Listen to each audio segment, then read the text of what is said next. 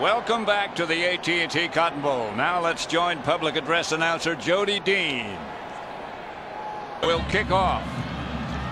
Wind won't be a factor. The temperature is perfect. Everything is perfect in this place. Cowboys Stadium hosting its first AT&T Cotton Bowl. Short kick. Rodney Scott handled it. Ole Miss, of course, from the Southeastern Conference. Oklahoma State from the Big 12. 0-0, 3rd and goal. Gerald Poe in at fullback, the big defensive tackle. Oh, man. I heard it up here. He's going to have a new nickname, the Fridge. The Little Fridge.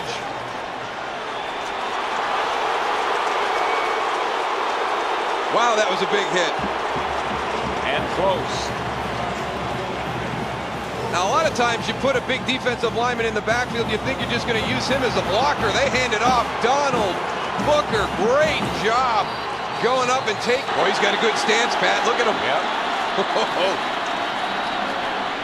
I don't know if he made it again. No signal. He didn't get it. He did not get it. That's a great job by the Oklahoma State defense.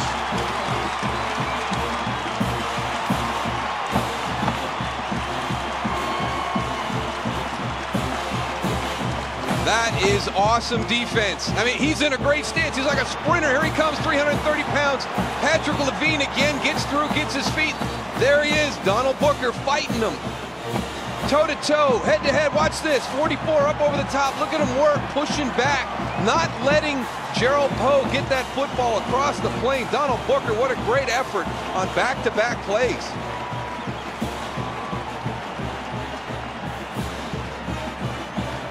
Penetration up front by the Oklahoma State line. Hugo Chinasa, Derek Burton, stuffing that Ole Miss offense.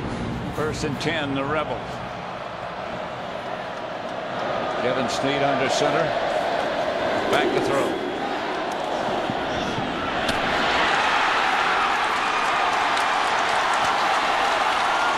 Terrence Anderson, I believe, came up with it. This is one of those situations where you don't know who's responsible. Obviously, a huge miscommunication between quarterback and wide receiver.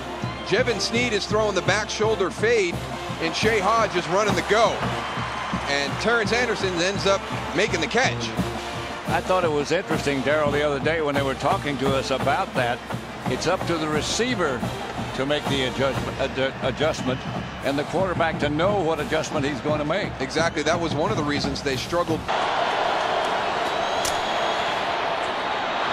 Kevin Snead, pass is intercepted by Lucian Antoine.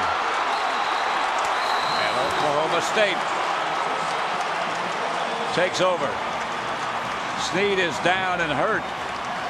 Oh boy, did he get hit hard by Markel Martin, Pat. He's hustling over to make a tackle. Nothing dirty, just a good, clean, hard hit. But here's great hand-to-eye coordination. Again, we're a little bit high and off target to Shea Hodge. Nope, you know what? That's on Shea Hodge. Make that catch.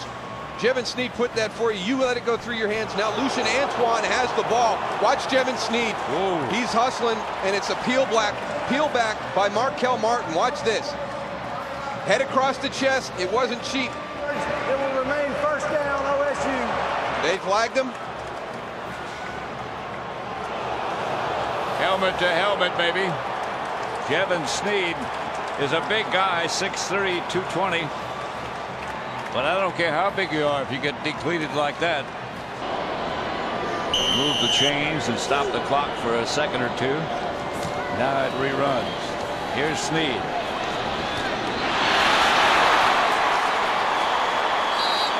To the wrong folks.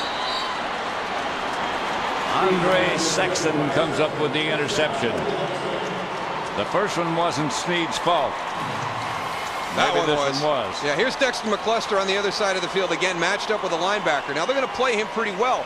But what happens there, that you saw him just a little bit, Brandon Bolden coming out. Now you've got Patrick Levine in a tough spot. He's got McCluster outside. He's got Brandon Bolden inside. But Jevin Snead goes play side. and I don't know what he was seeing. I saw Andre Sexton standing right in front of. Out of the shotgun, the freshman quarterback looking for a place to go.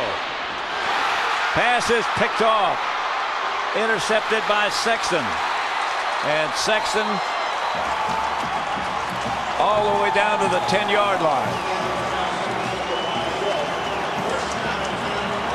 Just one too many times. You talk about somebody reading the quarterback's eyes, Pat. Andre Sexton just stood. He drew a line in the sand right about the first down marker, and he just read the eyes of Nathan Stanley.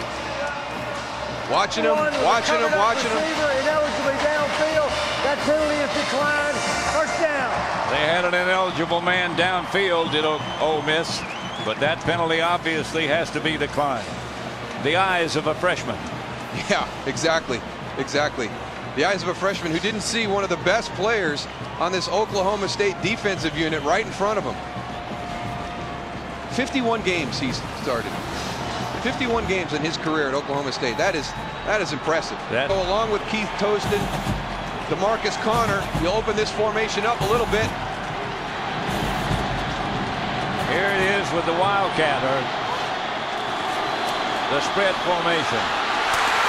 Toston, the jump throw perfected by Tim Tebow, or seen by the Florida quarterback so many times. Wilson Yeoman made the reception. Zach Robinson was a flanker on that play, and there's a flag on the play. That could be unnecessary roughness after the catch. After the touchdown, there was a dead ball, personal foul, number 20 of the defense. That penalty will be administered on the succeeding kickoff. The result of the play is a touchdown.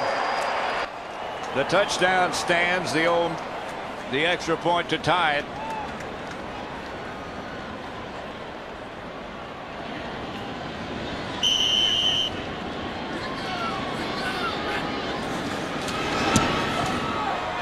The extra point's good, and we have a tie.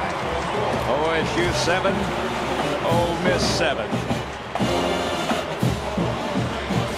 Here's that jump pass again. You get in the Wildcat formation. You're thinking Keith Toston is coming. That looks like something you see on the basketball court. Yes, it does. Really dominated the game. Let's go down to Christavoda. Well, Pat, Dexter McCluster's from Largo, Florida. His high school coach said he rushed for 2,500 yards in high school, despite the worst offensive line in the history of football. It should have been 3,000 to 4,000. Yeah, he weighed 153 pounds, and it looks like we have another turnover on the field, Pat. Does look like it. Oklahoma State has the football. Jeremiah Price came up with that. I don't know how Jevin I Snead don't know how either. didn't get that ball back. I think Houston Nutt wants to know right now too. It was on the ground. You were there on top of it. How did Jeremiah Price get that away from you? So at the 40-yard line of Ole Miss, Oklahoma State goes on offense. High handoff. He had the ball up around the chest of Brandon Bolden. Watch. Oh, it's coming out of his hand. Oh, he hit him on the elbow. Came out of his hand as he went to do the handoff.